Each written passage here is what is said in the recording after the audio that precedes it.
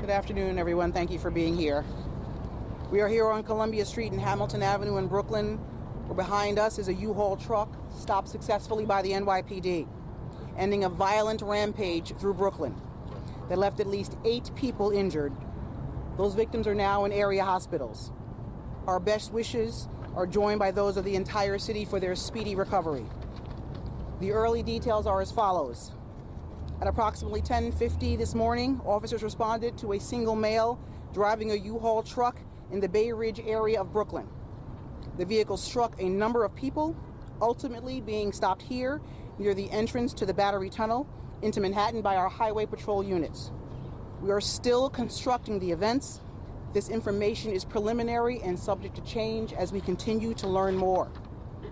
Right now, reportedly, we have 8 people struck. 2 are in critical condition, 2 are in serious condition, and 4 sustained minor injuries. 7 of those people are civilians. 1 of them is a police officer who is taking police action during this incident. We have 7 different locations to process, including the one behind us. At this time, we have no indication that there is any terrorism involvement in this incident. However, as always, we will continue to investigate this incident with the full resources of the NYPD and our partners. What we saw today is a clear example why every moment of every day, the NYPD must be prepared for every possibility. I want to thank our NYPD officers, our partners in law enforcement for jumping into action this morning. If anyone has any information that may aid in this investigation, we encourage you to contact us at 1-800-577-TIPS. You may do so anonymously. Again, this information is preliminary. I will take some questions. Start off with Dollar Miles. Guys, don't call out. Commissioner Sewell, good morning. Good morning. 2 things. What was the cause for the initial stop? Why was the vehicle suspicious and pulled over to begin with? And what can you tell us about the suspect? The vehicle that was stopped as a result of it hitting several people. It came to rest here behind us. So he hit people before? That is correct. Okay. We're going to go to Ayana Harry. Good afternoon. It appears that there are some videos that are circulating that seem to show an NYPD car on the sidewalk following behind the wall. Can you talk to us about, I guess, tactically why that might be? Some people felt it seemed dangerous. That's the subject of our investigation as well. That'll all be part of our investigation. We're over right here to the front. Yeah, can you tell us about some of the other locations and also what do we know about the suspect?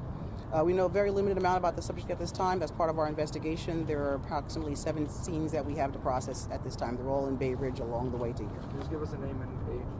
Of the subject, we're not releasing that at this time. Adam Harding. Could you just, about the suspect, any ties to New York? He may have only been in the area, we understand, for a couple of years, and it also being the beginning of sentencing for a similar case on the west side. Is there any correlation, link there in dates, similar type of crimes? As it stands, this is very early in the investigation. That will be part of what we are looking at this time. Whether this person has a nexus to New York or out of state is part of that as well. We're going to do 1 or 2 more. We're going to do Aaron Katersky. Hey, Commissioner. Hello. When you say 7 scenes, does that mean people were struck in those 7 different locations? And is there anything that indicates that it's intentional? We don't know that at this time. There are 7 scenes, 8 people are struck, and that will be determined as we go through the scene with our crime scene unit. All right, last question, Rocco.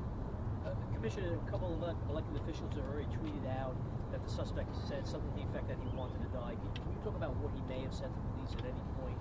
Again, it's very early for us to be able to say that, Rocco. That'll be released when we have that information.